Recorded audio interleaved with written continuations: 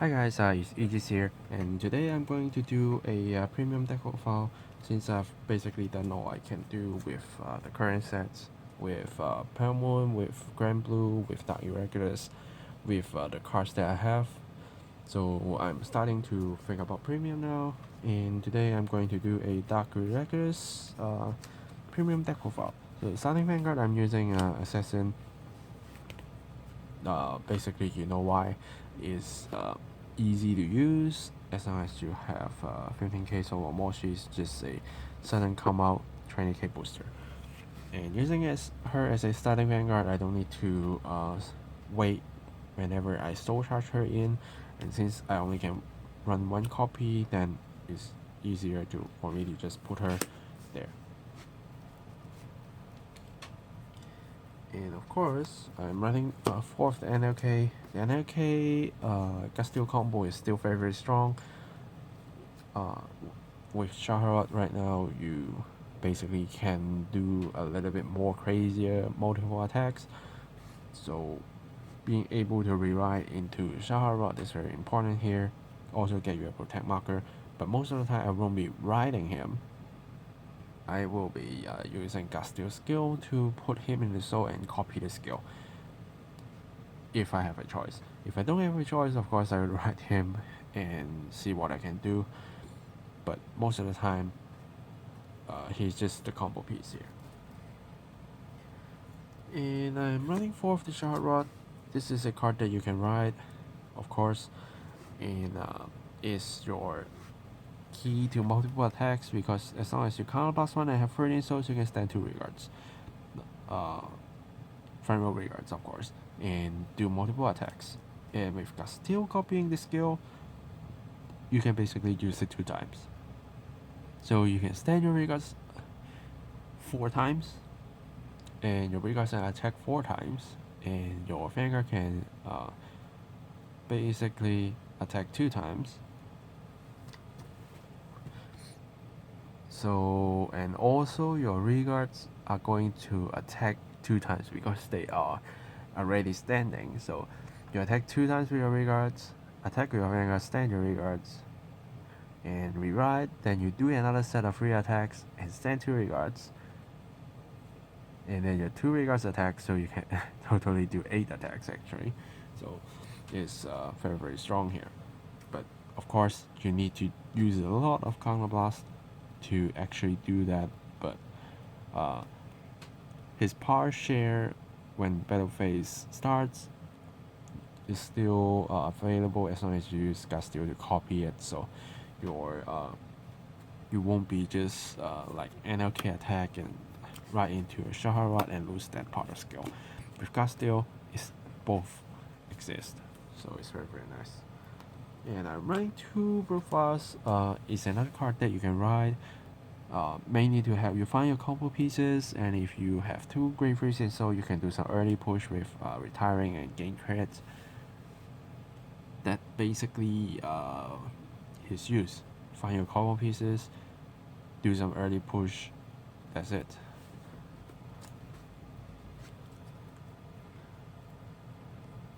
And then I'm running 4th the Emblem Master, another good quality search for your to do soul charging,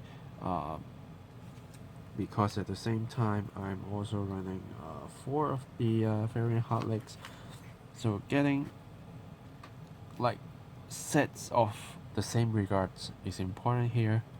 So Emblem Master can help you do that, and Emblem Master can be a 14k attacker and 10k shield as long as you have 7 souls, which is very easy in this deck. So if you are brave enough to use Protect 2, your Emblem Master can even be a 20k shield there, and a 19k as long as you have 7 souls. So it's still very useful here to help you complete your combos. Also by soul charging in quality, so you can keep your kind of keep your triggers there, so you can just enjoy waiting for triggers, which is very nice. And then I'm running 3 of the Executioner. to do some massive soul charge and also give me a chance to draw. Also Executioner can hit 14k, so just by calling him out, even without Scharhrot buff, can still basically hit most of the stuff. And I'm also running one of the succubus. She's there a little bit for fun, but I do love her draw power and her way of counterblasting one, and also help me to soul charge that card back, and also do a counter charge as long as I have 6 souls. So, but her weak point here is GB1 and darkness, so you need to soul charge before you use her skill, which is a little bit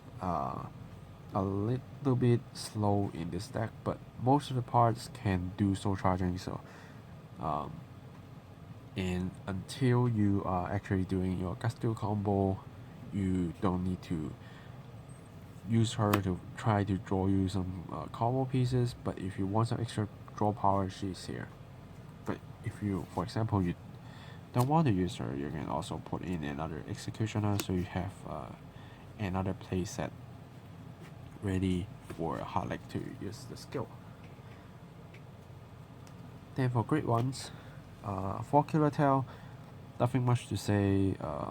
Help you do some quality soul charge, allows you to do counter charge, and a good booster. That's basically it. For Yellow Bolts, like Executioner, help you do some massive soul charge, chances to draw.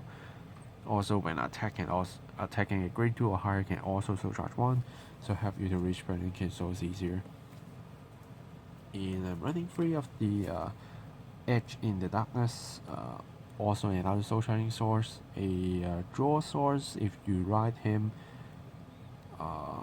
Yeah, because you probably won't be calling him out with skill, so you won't be able to use the counter charge part of this, but the quality soul charge by riding and some extra soul charging power when you call it is still helpful. I was using the Iga in the past, but I find myself don't want to counterblast that much for those extra draw power, because I only got like Killer Tail to help me to recover that, because I'm not using stand triggers, which you will see in a bit. So I'm trying to reduce the cards that using a lot of counterblasts if they are not going to help me counter charge them. So enter triggers, I'm running 4 of this soul in, draw 1, get power to crit, 4 of the Neo Strike for the crits, 4 of the draw PGs, and 4 heals.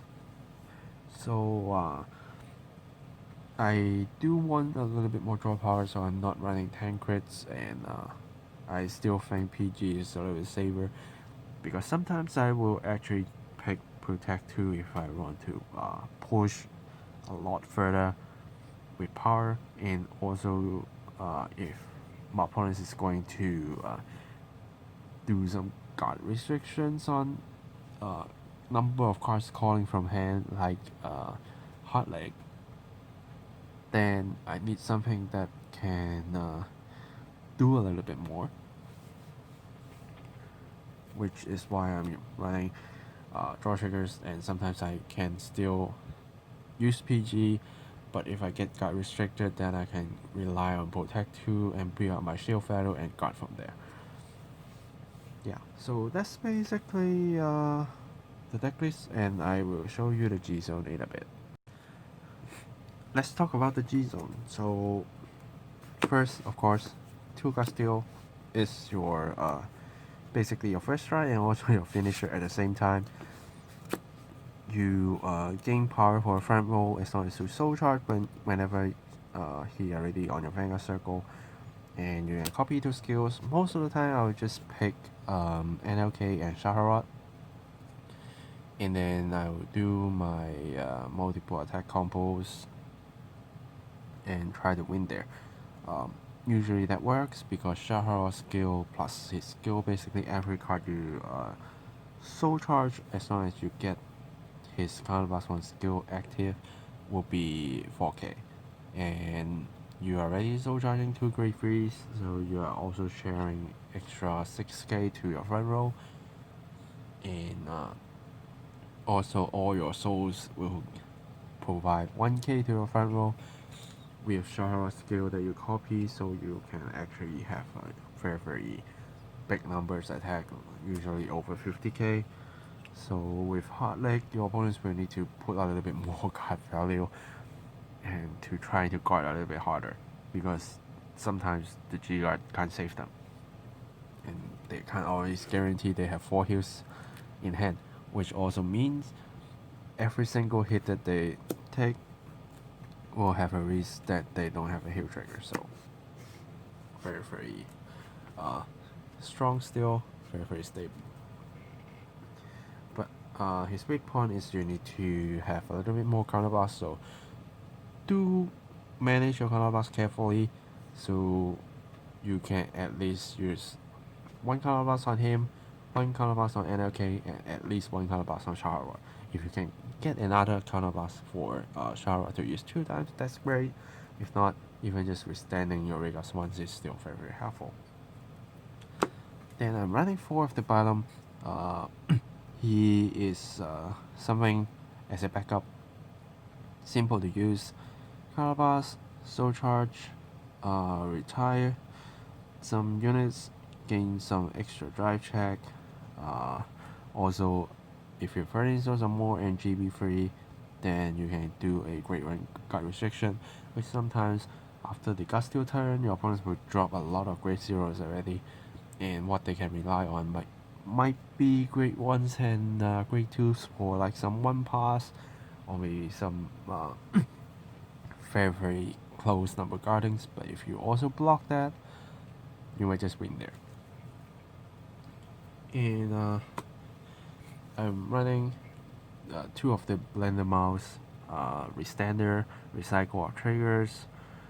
Again, it's a kind of backup plan after you do so much with gut steal, and whenever you are close to deck out and you do have some amount of triggers in yours, so then you can use this skill to return some triggers, so you can easier to hit triggers, and your opponents will likely going to guard for this attack.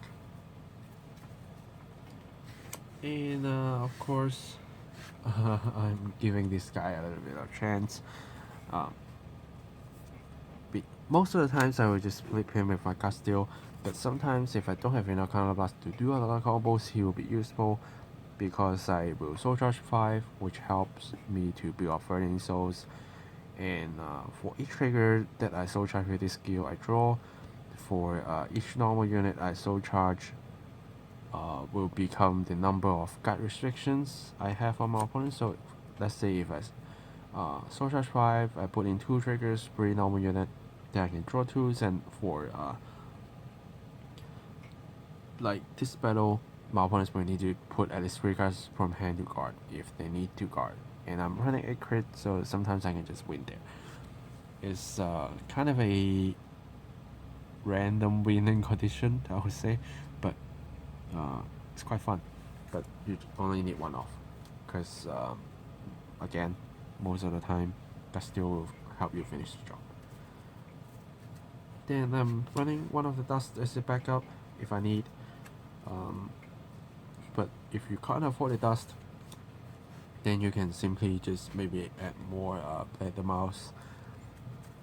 Same with the Formido.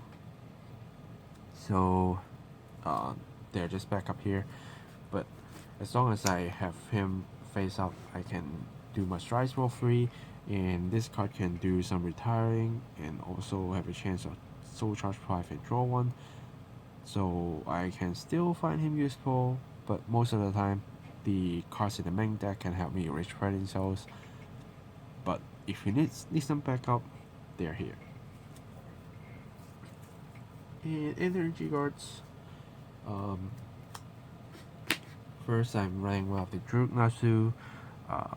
Mainly I will use her first skill, which is as long as I have 8 or more souls, she will get 10k shield, so it's a 25k shield easy. If you want to draw, then at least you have to grade 2 a succubus there. If you want to put her in the soul and draw one, you can. Sometimes you just need to do a little bit gamble from 5k shield to maybe something bigger. You can do that, but most of the time I will just rely on her plus 10k shield.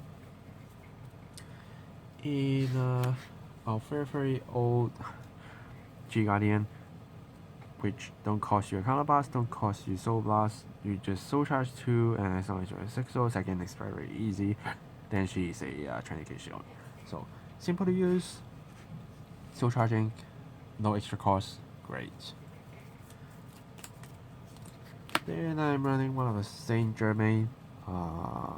Again, easy to get 10k shield. The 15k shield is a little bit hard, but if you are doing your Gastille combo, then you should be able to reach 15 souls. So then you can give all your Guardians, Vanguards, and Regards resist. So your opponents can simply retire your Guardians, which sometimes is helpful. And again, the 10k shield extra is helpful. Then I'm running one of the subneck. This one costs you a counterblast, but and only reacting to Vanguard attacks. But what he's good at is he gives you Vanguard 5k. Also, if you have 10k, 10 souls or more, he'll get you another 5k shield. So it's like a extra 10k shield, but that 5k remains on your Vanguard for the turn. So sometimes if you are facing like some little pokes, this will help you out. And I'm running one of G Flip, G Guardian. Sometimes it's easy to reach 15 souls, then I can consider him as a 30k shield, bigger than my heal triggers, and also allows me to do a little bit extra soul charge if I need. So it's there. Yeah. So that's basically the G zone. And how this deck basically runs is when you reach you try to use your yellow ball, you use the Ember Master, you use your Killer Tail to Executioner to soul charge as much as you can. And when you ride Great Freeze, you try to ride into one of these. If you're going first, probably try to ride into Brute Blast. Counterblast when I find you some pieces, maybe a Great Fury as a strike holder. If you already have a Great Fury there, then you can also fulfill his skill to have 2 or more Great Furies. But do be careful because you need to leave something for Castille to copy.